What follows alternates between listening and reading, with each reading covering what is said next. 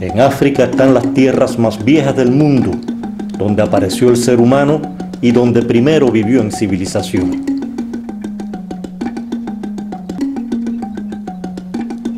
A estas rocas muy antiguas se les llama, en la lengua shona de Zimbabue, Badombo. Al fabricar herramientas de piedra, nuestros antepasados se fueron diferenciando del resto de la naturaleza. Así aparecieron las primeras personas. En shona se diría los primeros Banu. Para expresar sensaciones y emociones, volvieron a la piedra. Allí nos legaron un testimonio de todo lo que los hacía distintos y al mismo tiempo parte de la naturaleza.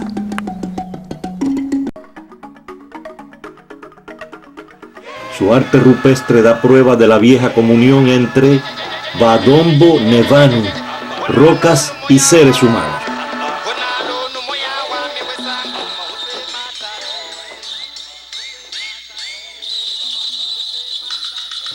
En Tanzania central hay pinturas muy antiguas.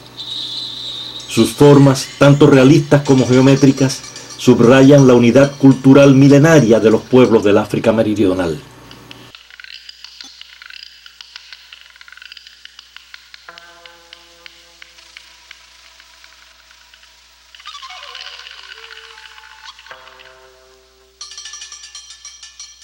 Lejos de allí, en Namibia, hay obras que a menudo han sido mal interpretadas. Por ejemplo, a esta la llamaron la Dama Blanca, aunque representa a un joven negro ataviado para una ceremonia. En la vecina Botsuana también abundan esas pinturas.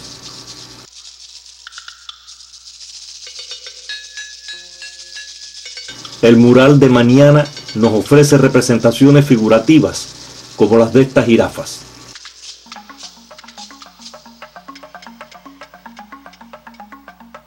Pero también vemos motivos abstractos.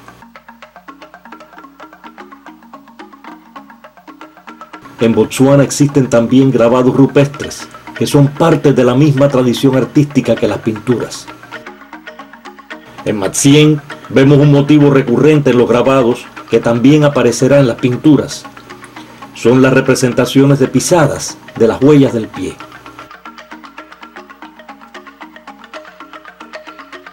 Más al sur, Sudáfrica fue el único país donde siguió pintándose y grabándose hasta el siglo XIX.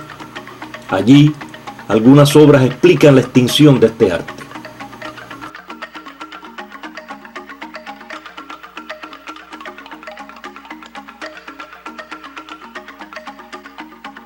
Zimbabue se asienta sobre una meseta de granito. Aunque Haití se dejó de pintar hace 2000 años, quedan incontables sitios de pinturas. En el sur del país, la Reserva Natural de Matopos abunda en granito y en creaciones rupestres. El White Rhino Shelter no es más que una solapa en lo alto de una loma plena de vegetación.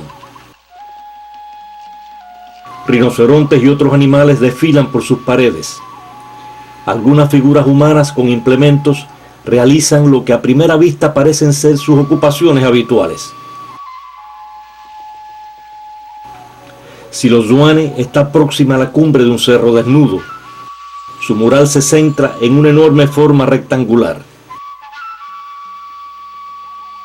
A su alrededor, la figura humana alcanza una importancia inusual por su tamaño y por los detalles de sus actividades aparentemente cotidianas.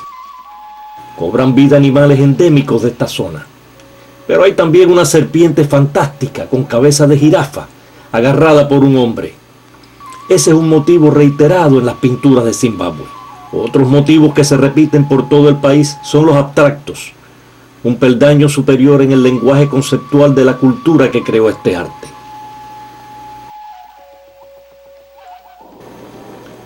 Pomongwe se alza en un escenario boscoso a nivel del suelo.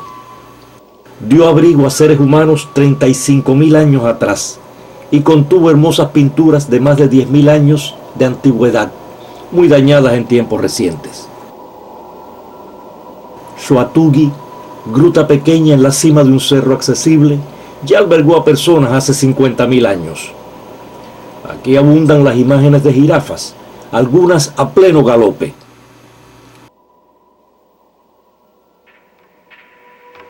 Llegar a Bambata exige un largo ascenso por un escenario dramático de granito y maleza. Por sus paredes desfilan distintas especies. Un antílope nos mira de frente para subrayar la variedad de perspectivas de este arte. También hay figuras humanas en un curioso proceso de transformación que pudiera depender de alguna potencia especial, tal vez vinculada con los motivos abstractos. El paisaje en torno a Bambata es típico de la serranía de Matopos, donde la creación rupestre alcanzó su esplendor. Aquí quedó sellada una nueva alianza entre rocas y seres humanos, extendida más allá de la cultura material a la espiritual. El granito con el que se selló esa alianza se forjó en lo profundo de la tierra, al escapar el magma por algunas fisuras, pero sin llegar a la corteza. Milenios después, las moles enfriadas y endurecidas fueron empujadas por los movimientos telúricos hasta la superficie, donde crearon un escenario de lomeríos. Otros milenios más, y la erosión eliminó la cubierta orgánica y desnudó al granito. Así aparecieron estos cerros imponentes, llamados aquí lomos de ballenas. Entonces la intemperie fisuró y fracturó el granito, descascarando o rajando la roca, hasta crear formaciones de efectos caprichosos. En sus grietas y solapas, la roca cobijó a los animales y así contribuyó a modificarlos. Algunos primates permutaron los bosques y sabanas por nuevas moradas en las grutas y así apresuraron su transformación en seres humanos.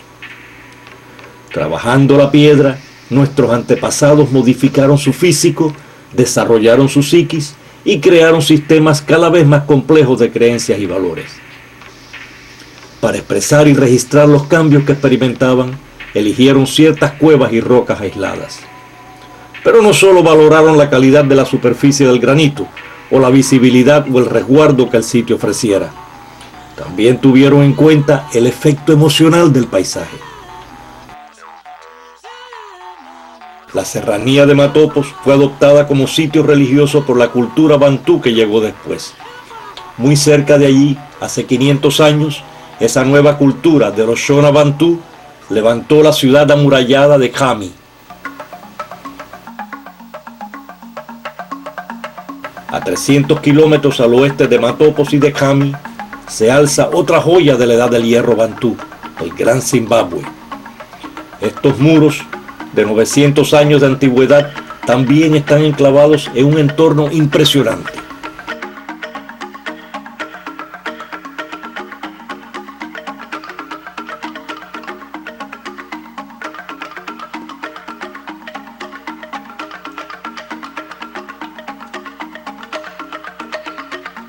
Pero milenios antes del Gran Zimbabue, estos parajes ya atesoraban pinturas rupestres. La cercana Chamavara presenta dos problemas frecuentes en este arte: la milenaria sobreimposición de imágenes y el vandalismo más reciente. Sobresale, no obstante, una figura gigantesca que, al igual que la Dama Blanca, sirvió para argumentar un pretendido origen no africano de este arte. Las especulaciones se deben al desconocimiento, porque todavía ignoramos mucho del significado de estas creaciones. Hasta hace poco fueron tomadas por garabatos propios de pueblos primitivos. Hoy se les estudia desde distintos ángulos, incluidos el arqueológico y el artístico. El profesor Van Wyk de la Universidad de Durban-Westfield las aborda de otro modo como un sistema semiótico.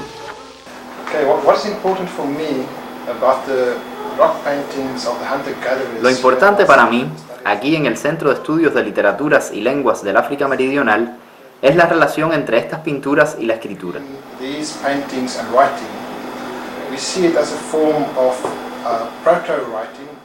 Nosotros las vemos como una forma de protoescritura o escritura pictográfica, que contiene mucha información sobre sus mitos, su historia, etc. Así que lo importante es cómo interpretar esos signos como escritura. A 300 kilómetros al norte de Chamavara, en Harare, capital de Zimbabue, pondremos a prueba algunas hipótesis de los estudiosos. Aquí hallamos obras al nivel del suelo, pero en escenarios que reproducen los mismos efectos sobrecogedores característicos de los demás sitios de arte rupestre. Epworth es célebre por sus formaciones de granito de más de 3.000 millones de años de antigüedad, algunas en un equilibrio aparentemente inestable. Aunque muchas pinturas sucumbieron a la intemperie y a la acción humana, sobreviven algunas joyas de la Edad de Piedra. En la cercana Glen Norah hay dos pequeños conjuntos bien conservados. Al oriente del barrio, una roca incrustada en una solapa muestra un fresco abigarrado de apenas 1 metro cuadrado. Dos grupos de personas parecen estar cruzando un puente colgante. Así se interpretó esta escena durante mucho tiempo. Pero el punteado tipo llovizna y las posturas nos remiten a algo ceremonial. A pocas cuadras de allí, dos paneles diminutos hablan explícitamente sobre los ritos de trance y transmutación de unos seres en otros. Varios hombres que portan animales o extraños emblemas van cobrando el aspecto de bestias desconocidas en el mundo natural. La figura que más avanza en ese proceso muestra colmillos, cola y pelo hirsuto y adopta una postura cuadrúpeda. Sucesivas culturas adoptaron esos sitios para sus rituales. Una congregación evangélica sesiona a pocos metros de las pinturas de Glen Norah. Nuestros antepasados tardaron milenios en separarse del resto del mundo natural y en desarrollar sistemas de valores sobre la naturaleza, lo sobrenatural y la relación del individuo con esos dos mundos y con su grupo humano. Regresando a Tanzania, al pie del Kilimanjaro, en la célebre garganta del Olduvai, vemos vestigios del tramo inicial en el camino recorrido por nuestros antepasados. Varios de ellos, ya erguidos, estamparon sus pisadas hace 2,5 millones de años, como testimonio involuntario del comienzo de la aventura humana. Un poco más al norte, en la región etíope del Valle del Rift, han aparecido muy antiguos fósiles de prehomínidos. Allí se hallaron los restos de un célebre antepasado nuestro, al que se dio por nombre Lucy y que vivió hace 3.200.000 años.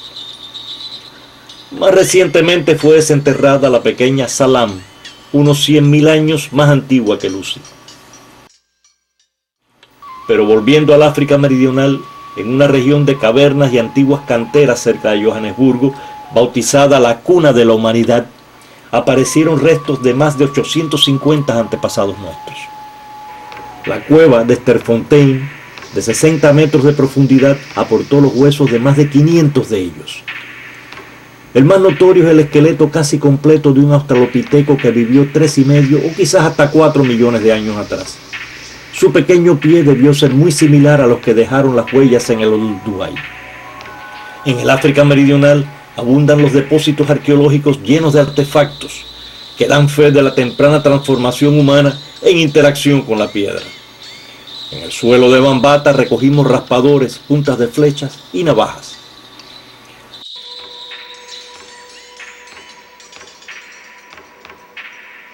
Al norte de Harare encontramos esta piedra pulida y perforada.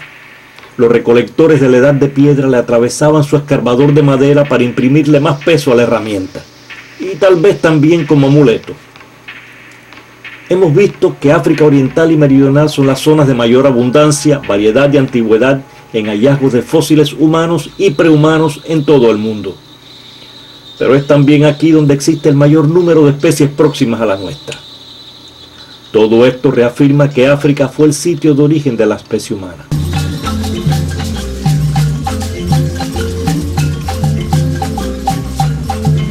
De las culturas que subsisten en el África meridional, la más antigua es la de los llamados San.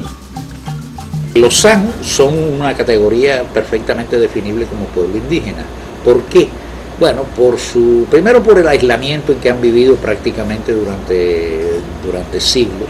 Segundo, por sus características, son pueblos que el nomadismo es bastante conocido, sus costumbres los difieren de todos los demás elementos poblacionales que los rodean, sobre todo los bantú, y en fin, son pueblos con características que están todavía en la fase recolectora, en la fase pastoral, en fin, toda una serie de características, y son pueblos que efectivamente se distinguen desde todo punto de vista, desde todo punto de vista somático, desde el punto de vista psicológico, desde el punto de vista de sus costumbres, repito, todos esos elementos poblacionales que los rodean. Hace 50.000 años, los antepasados de estos cazadores-recolectores dominaban una región muy extensa. Esta región coincide con un altiplano donde abundan las pinturas y los grabados rupestres en el granito o la arenisca. Pero los San fueron gradualmente absorbidos o desplazados al sur por culturas africanas posteriores.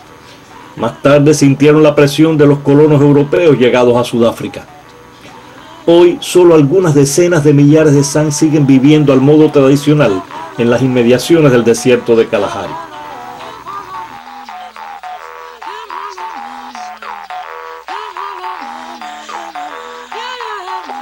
La palabra Magomo, que significa montaña y da nombre a este capítulo de la serie, es de lo poco que legaron a la lengua Shona esos primitivos habitantes de Zimbabue.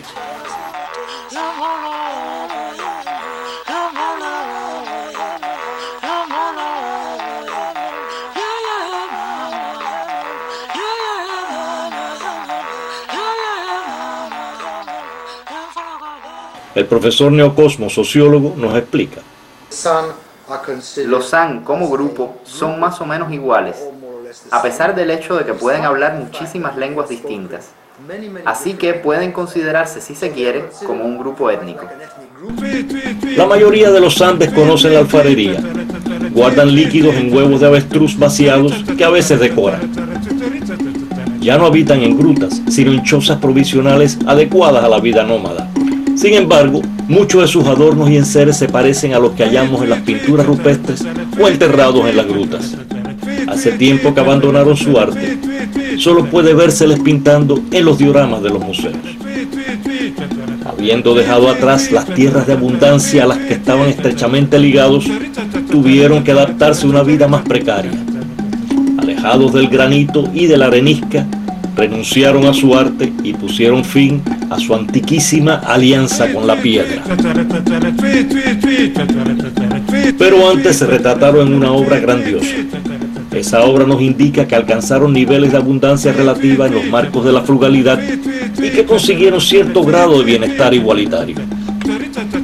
A 25 kilómetros al occidente de Harare, cerca del lago Chivero, perviven vestigios de esta cultura.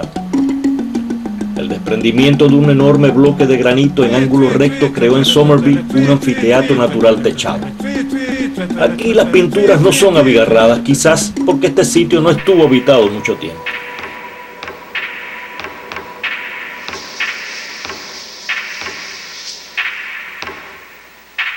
Como una península dentro del lago Chivero se extiende el promontorio de Bushman's Point.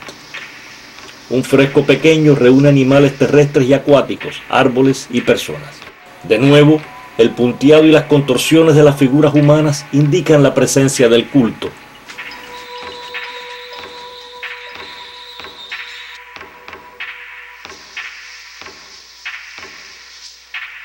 Al borde del lago, en Pax Park, proliferan las pinturas de animales, personas y motivos abstractos.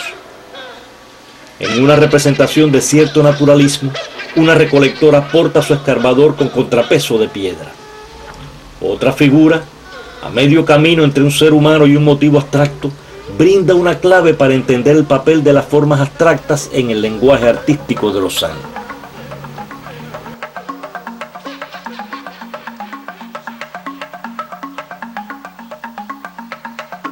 En Moth Island se repiten las representaciones de animales y personas en actitudes de culto.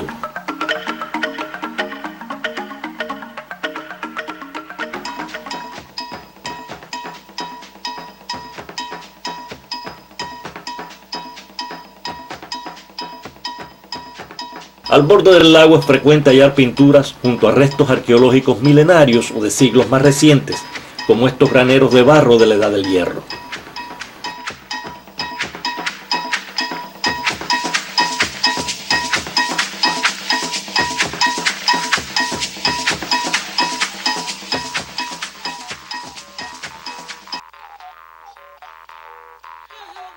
Crocodile Rock es una gruta de fisura vertical algo elevada sobre la orilla del lago. Contiene pinturas excepcionales, entre ellas 2 enormes cocodrilos con detalles realistas, pero uno de ellos porta en su vientre un diseño abstracto. A la entrada de la gruta nos recibe un conjunto de 9 cazadores de gran fuerza y movimiento. Nos preguntamos qué colorantes e instrumentos usarían para una obra de tanta variedad cromática, perfección en la línea y perdurabilidad. La respuesta estaba en el entorno natural. Como diluyentes había a mano resinas, huevos, miel, aceites y sobre todo manteca o sangre de animales considerados muy potentes. Pero los colorantes requerían otro tipo de ingredientes, capaces de penetrar la roca como en la técnica del fresco. La solución apareció en la piedra misma, en el manganeso y los óxidos de hierro que abundan en estas tierras de granito y brindan pigmentos de distintos tonos ocres.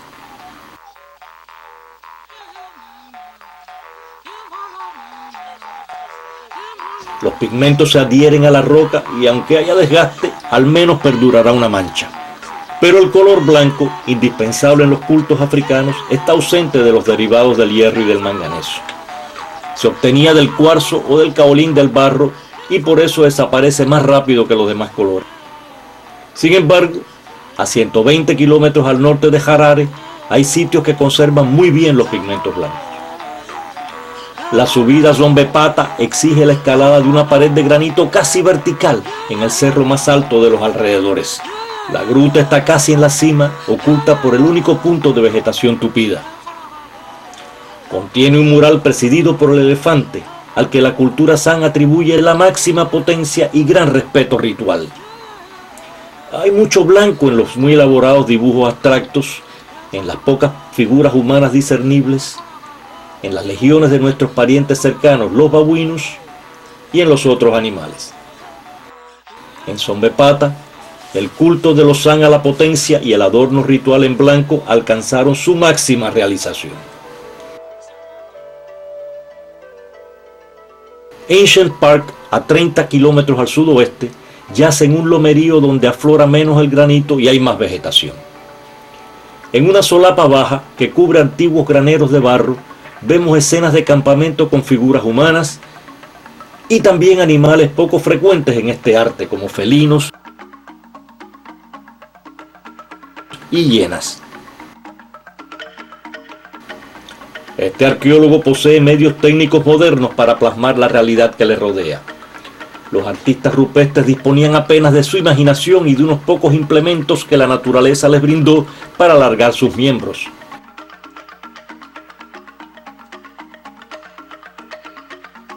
A través de la memoria colectiva transmitida oralmente, el pintor aprendió a moler la piedra, rica en hierro, para extraer de ella los pigmentos deseados.